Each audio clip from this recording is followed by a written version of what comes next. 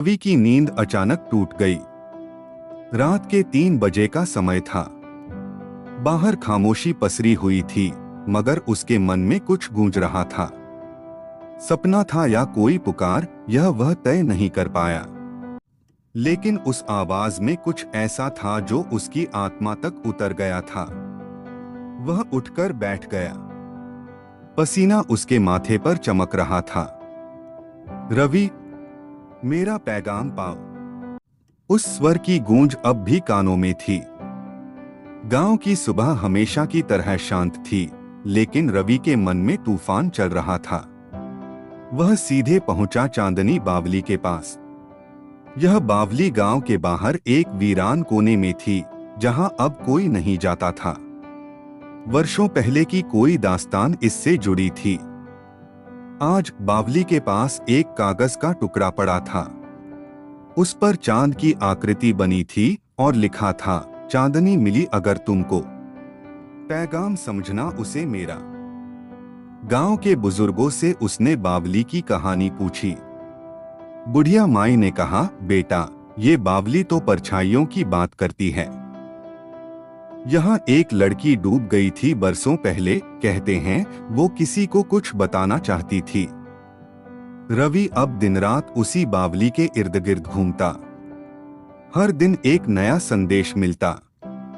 एक दिन संदेश आया, जब चांद की रात खामोश हो और हवा थम जाए, मैं मिलूंगी। पूर्णिमा की रात रवि पहुंचा बावली के पास। चांद की रोशनी चमक रही थी। तभी एक धुंधली परछाई सामने आई। वही स्वर गूंजा, तुम आए, अब सुनो मेरी कहानी। वह कोई आत्मा नहीं थी। वह थी चांदनी, एक लड़की जो सच्चाई की खोज में मारी गई थी। उसके पिता गांव के जमींदार थे और उन्होंने उसकी हत्या कर दी थी क्योंकि वह गांव के एक गरीब लड़के से प्यार करती थी। रवि को बावली के नीचे एक संदूक मिला। उसमें थी चांदनी की डायरी। पन्नों पर दर्द की स्याही थी। मुझे उससे प्यार था, मगर समाज ने हमारी कहानी को कुचल दिया। मैं अब भी यही हूं, क्योंकि मेरा पैगाम अधूरा है। रवि ने तय किया कि वह चांदनी की कहानी सबको बताएगा।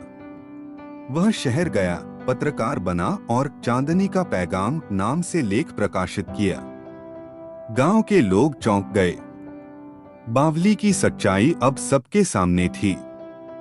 एक रात जब रवि फिर बावली गया, चांदनी की परछाई मुस्कुरा रही थी। उसने कहा, अब मेरा पैगाम पूरा हो गया, अब मैं जा रही हूं।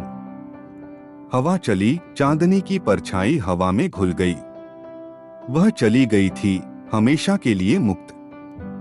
समापन, एक पैगाम। रवि अब एक प्रसिद्ध लेखक था। उसने अपनी पहली किताब का नाम रखा चांदनी का पैगाम। उसमें लिखा था, हर प्रेम कहानी को अंत नहीं चाहिए, कभी कभी एक अधूरा पैगाम ही सबसे बड़ी पूर्णता होता है।